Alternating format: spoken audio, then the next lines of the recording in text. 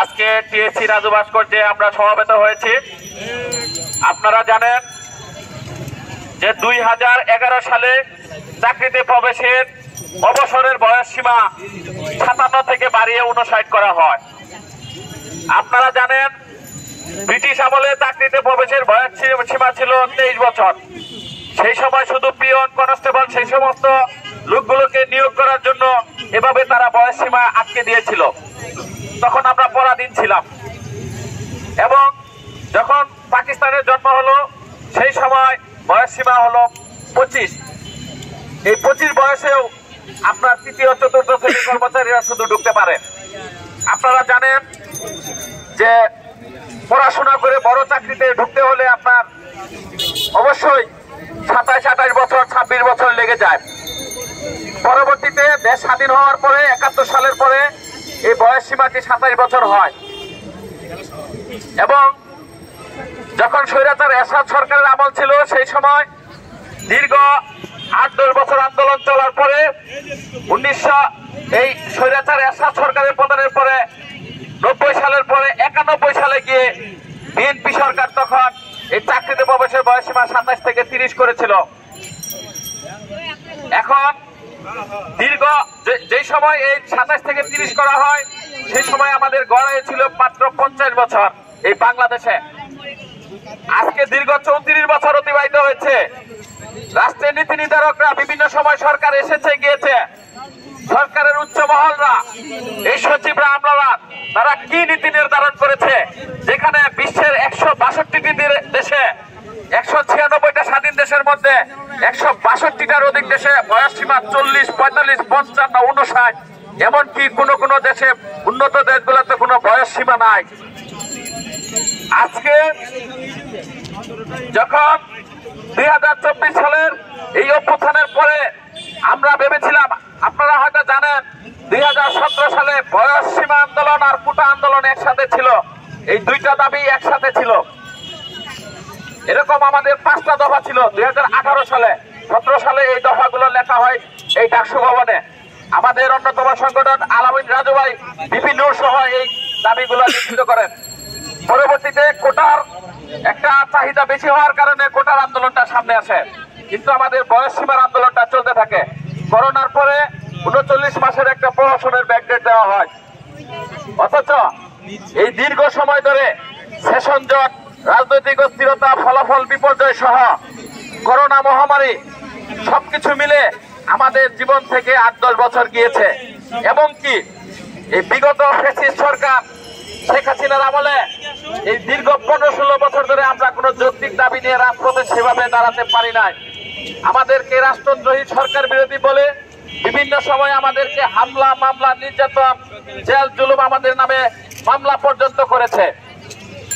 আমরা বলতে চাই বর্তমানে বাংলাদেশের গড়ে 72.3 বছর।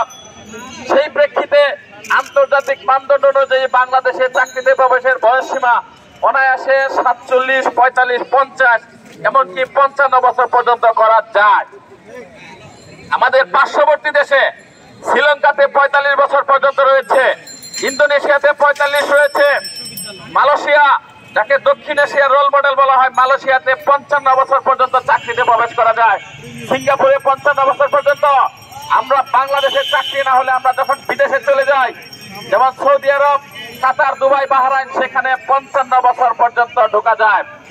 আজকে বাংলাদেশে চাকরি না পেয়ে হতাশ যুবক, উচ্চশিক্ষিত যুবক যুবতীরা সবাই চলে যায় মিডল ইস্টে অথবা উন্নত দেশগুলোতে, মালয়েশিয়াতে এবং কানাডা, যুক্তরাষ্ট্র বিভিন্ন জায়গায় যায়। সেখানে বয়স সীমা অবারিত থাকার ফলে যে কোনো বয়সে সেখানে চাকরি পাওয়া যাচ্ছে, সেখানে আমাদের বাংলাদেশ থেকে মেধার পাচার হচ্ছে। এবং বয়স সীমা এই 30 থেকে 35 করার জন্য আমরা যে আন্দোলন সংগ্রাম করলাম, এরই প্রেক্ষিতে জনপ্রশাসন সংস্কার কমিশনের একটি সুপারিশ করা হলো, ছেলেদের 35, মেয়েদের 37। আমরা বলেছিলাম আন্তর্জাতিক মানদণ্ড অনুযায়ী চাকরিতে প্রবেশের বয়স সীমা বাড়াতে হবে, সেটা যৌক্তিকতার ভিতরে।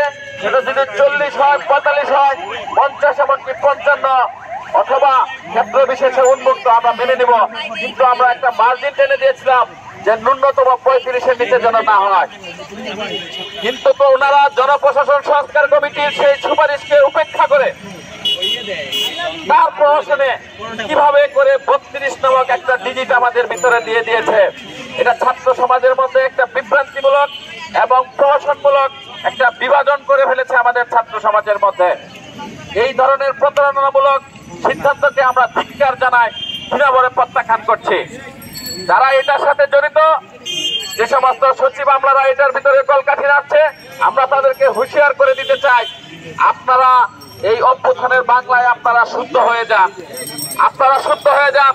এবং মাননীয় উপদেষ্টাদেরকে বলছি, আপনারা এই ছাত্র সমাজের দাবি, এই উচ্চ শিক্ষিত ছাত্র সমাজের দাবিকে অবিলম্বে আপনারা মেনে নিন। এবং এই আমাদের এই 30-32 বছর বয়সে বয়সসীমা আটকে থাকার কারণে যে সমস্যাটি হয়েছে, আমি দু একটি কথা বলে শেষ করবো। আমরা যদি পড়াশোনা শেষ করে বা পড়াশোনার পাশাপাশি উদ্যোক্তা হওয়ার জন্য কোন ধরনের চিন্তা ভাবনা করি যে আমরা পড়াশোনা করব বা পড়াশোনার পাশাপাশি উদ্যোক্তা হব, অথবা পড়াশোনা শেষ করে অথবা আমরা বিদেশে পড়াশোনা করব, পিএইচডি করব, বিদেশ থেকে উচ্চতর ডিগ্রি নিয়ে এসে, অথবা বিদেশে 10 বছর 15 বছর 20 বছর চাকরি করার পরে অভিজ্ঞতা নিয়ে বাংলাদেশকে কিছু দিতে চাই, সেই সময় বাংলাদেশে প্রবেশ করার পরে দেখি চাকরিতে কোনো প্রবেশের বয়সসীমা নাই, চাকরিতে কোথাও প্রবেশের বয়সসীমা নাই। তাহলে বেসরকারি খাতেও এই সরকারি চাকরির বয়সসীমাটাকে তারা ফলো করে 30-32 করে রেখেছে। শিক্ষা ক্ষেত্রটা আগে উন্মুক্ত ছিল, সেটাকেও এনটিআরসি এর মাধ্যমে 35-এ নিয়ে আসা হয়েছে। এগুলো ষড়যন্ত্রমূলক। কাজে আমি বিদেশ থেকে এসে উচ্চতর ডিগ্রি নিয়ে, দক্ষতা নিয়ে, কর্মদক্ষতা নিয়ে বাংলাদেশের মাটিতে কেন চাকরি করতে পারবো না?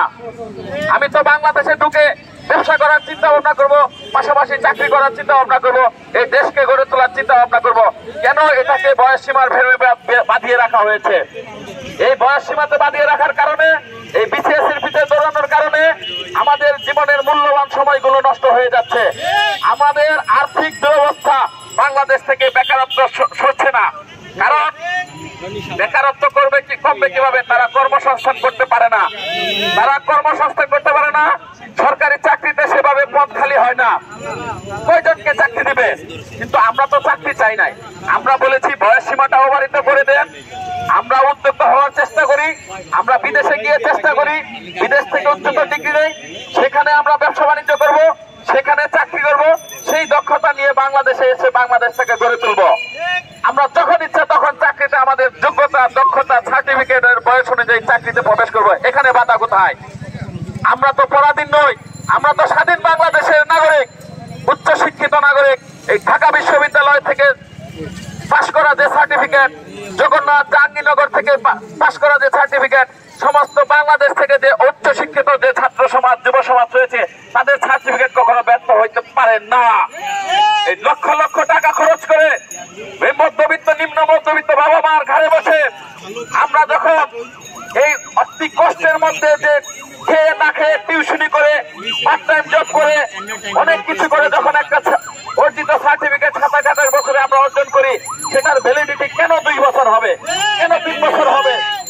কোন রাষ্ট্রে আছে, পৃথিবীর কোন জায়গায় আছে যে 27 বছর ধরে একটা জিনিসকে বানানো হলো, অর্জন করা হলো, সেটার মেয়াদ মাত্র 2-3 বছরে শেষ হয়ে যাবে?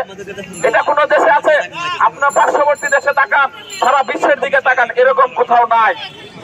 এবং শিক্ষার ক্ষেত্রে আমরা বলেছি, শিক্ষার ক্ষেত্রে কোনো বয়স নাই। শিক্ষার ক্ষেত্রে শিক্ষকতার চাকরির কোনো বয়সসীমা থাকতে পারে না।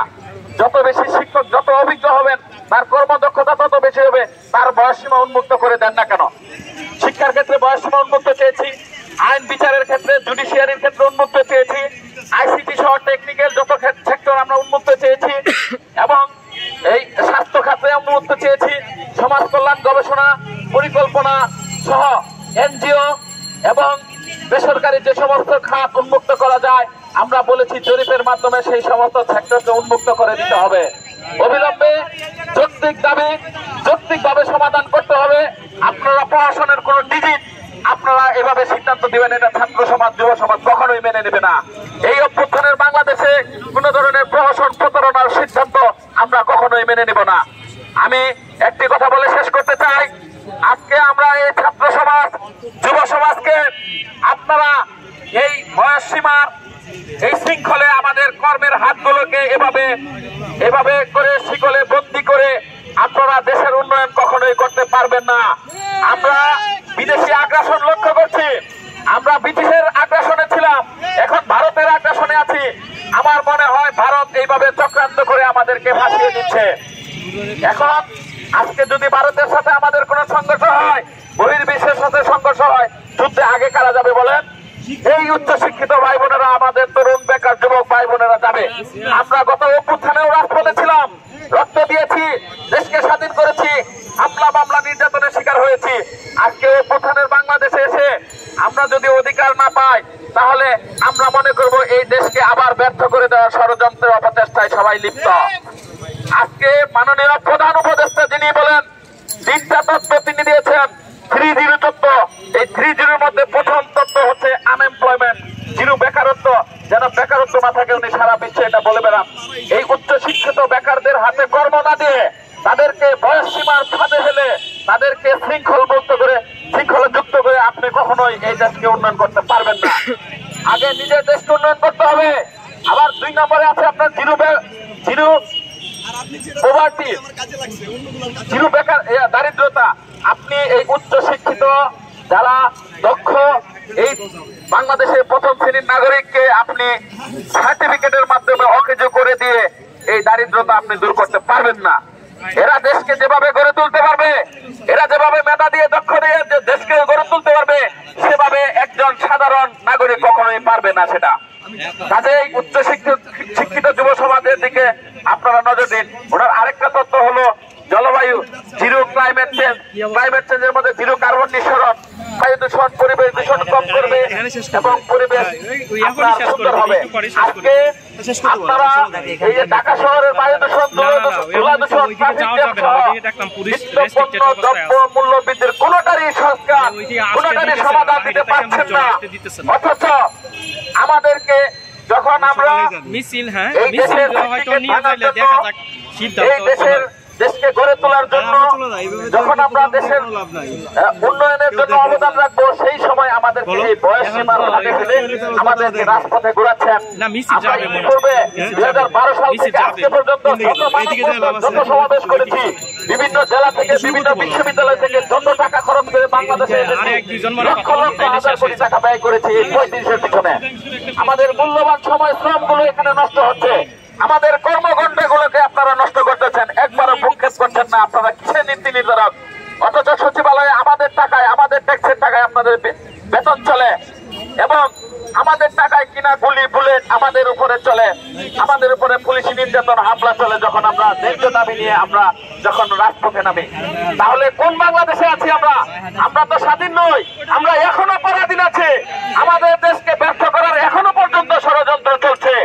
আমরা অবিলম্বে এই ষড়যন্ত্রকে রুখে দিয়ে আমরা অবিলম্বে আমাদের দাবি বাস্তবায়ন করার জন্য আহ্বান জানাচ্ছি। যদি আমাদের দাবি বাস্তবায়ন না করা হয়, আমরা মনে করবো আপনারা আমাদের দেশকে ব্যর্থ করার ষড়যন্ত্রে লিপ্ত। এই সমস্ত ষড়যন্ত্র রুখে দেওয়ার জন্য যা করা দরকার রাজপথে আমরা তাই করবো ইনশাল্লাহ।